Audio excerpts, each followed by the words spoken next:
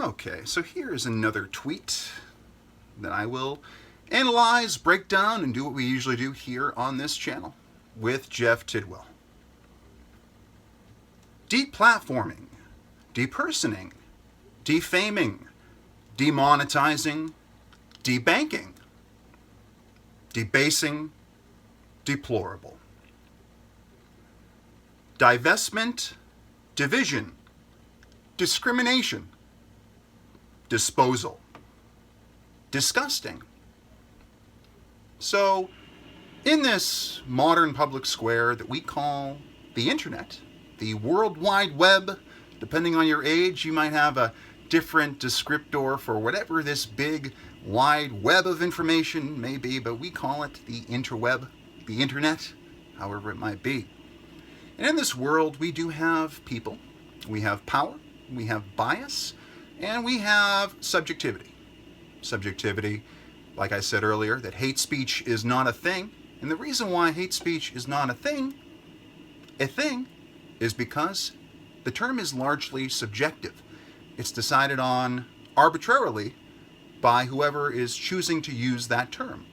Now, we could certainly look in the dictionary and find an exact definition for hate speech, but then somebody will use that interpretation, or whatever interpretation they'd like, ascribe it to other people or to things they don't like for whatever reason, and say, well, this person should be deplatformed, depersoned, debanked, demonetized.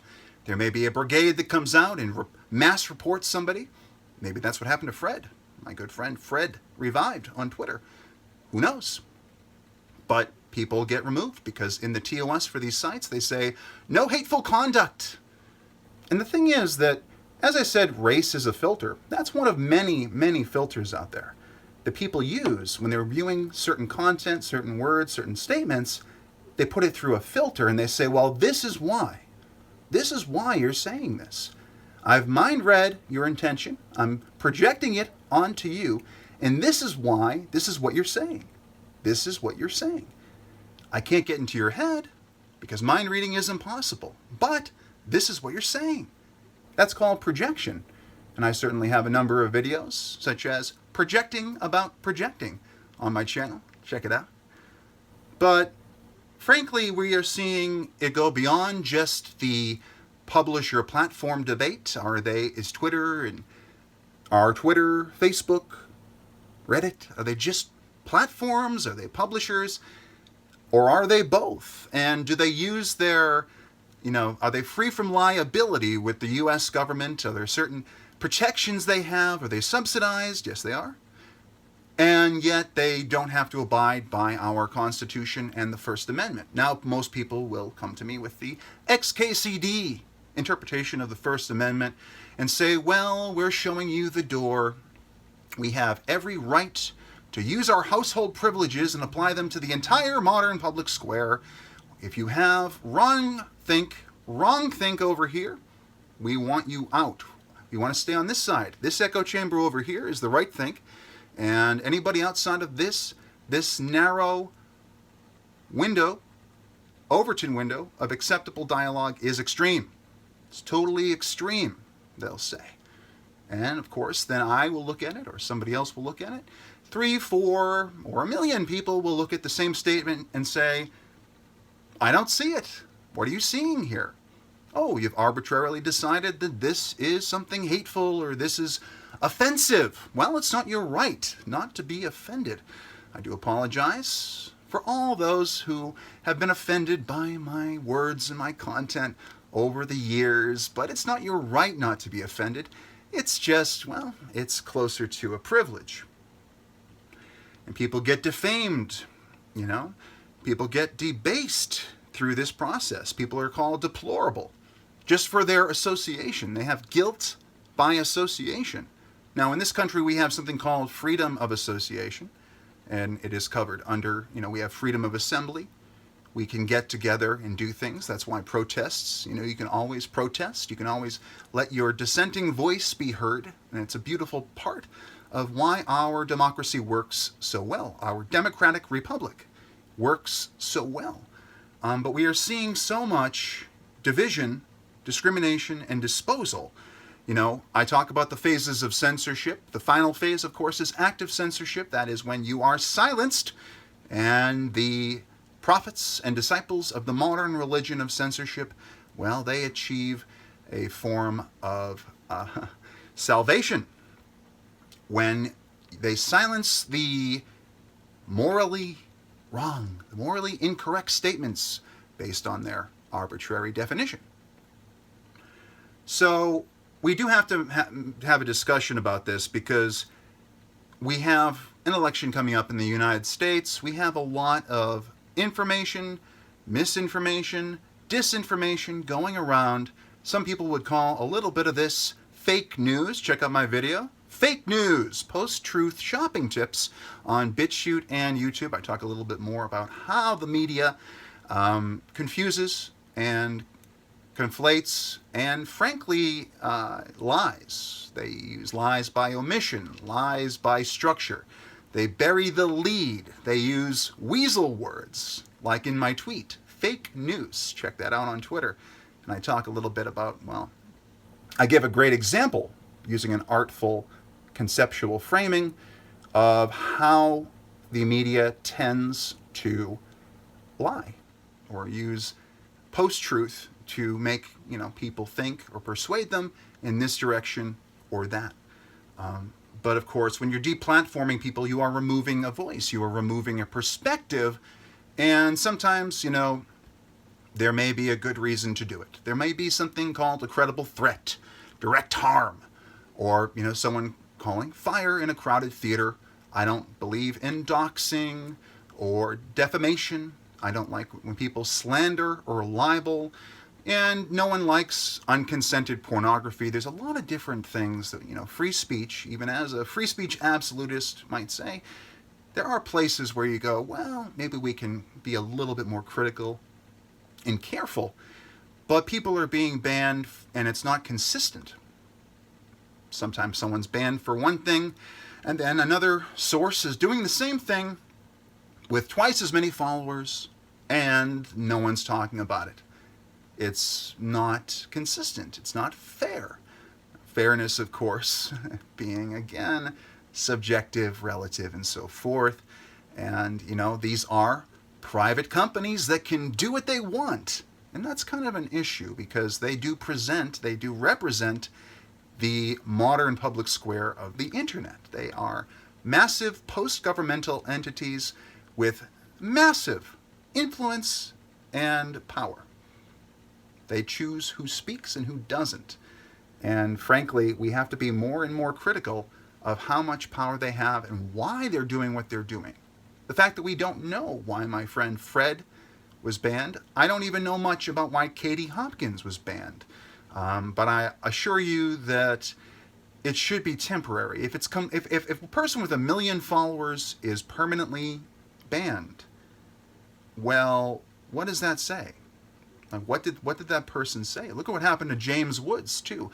Now, I know I'm focusing on people from the right, and we need to understand something. Everybody needs to get this right away. Doesn't matter if they're focusing on the right or if they're focusing on the left, because everybody that goes against the primary narrative or goes against what the powers that be, now we're getting into conspiracy analysis here, the establishment. Now you've been radicalized into talking about the establishment.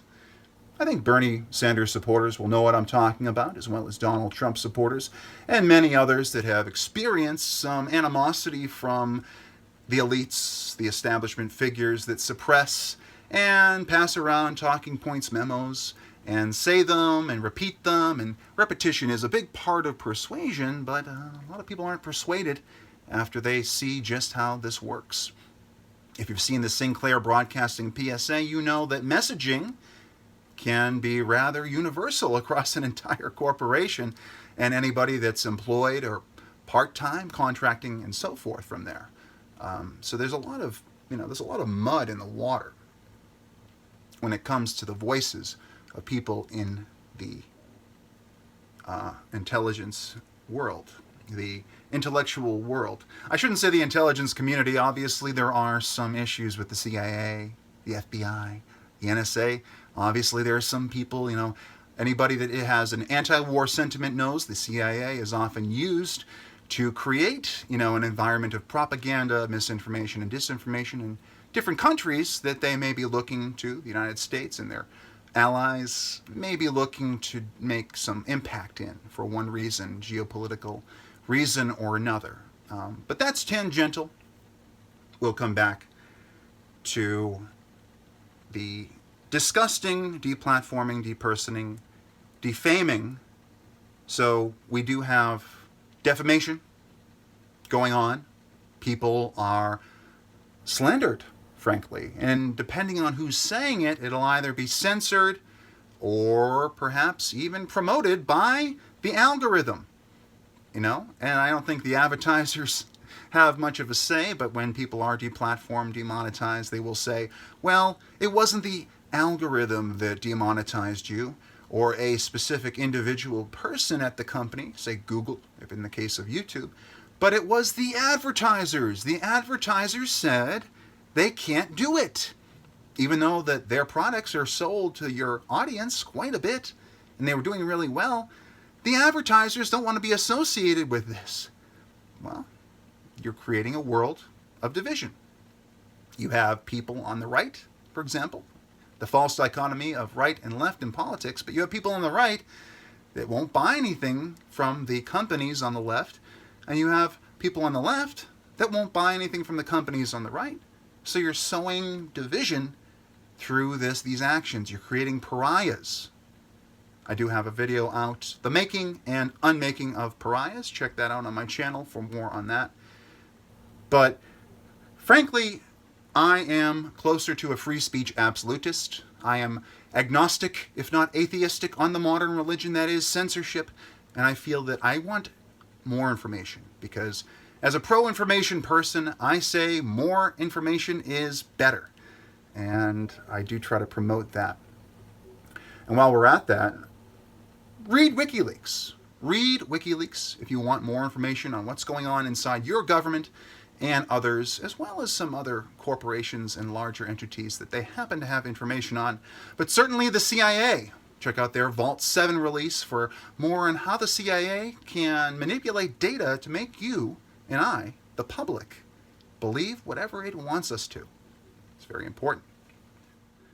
Deplatforming, depersoning, defaming, demonetizing, debanking, debasing. It's rather dehumanizing. It removes those humans from the situation and creates a negative cloud around them. The people that have not done the epistemological journey required may just, they may just cast them aside and say they're pariahs. We don't need them. I don't need any guilt by association by talking to them. I don't need anybody to say that I am, promoting them just because I say they should have the freedom of speech. Noam Chomsky has, his perspective on that. There are two things you can have. You can either have free speech or you don't have free speech. Speech is either free or it isn't. Okay. Goebbels, he says, Goebbels allowed free speech for the people he liked.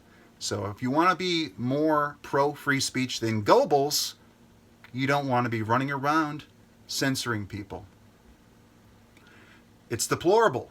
The division, divestment, people do stop investing in companies and move their business around based on politics, based on largely partisan, binary red-blue politics. And it's destructive. It's discouraging. It is discriminating. It is discrimination. It's disassociating, disaffecting, disposal. And frankly, I try to keep it relatively neutral in these videos, but I do have my bias, my preferences, and the things that I want to say, and I personally find it rather disgusting. So, but it is what it is.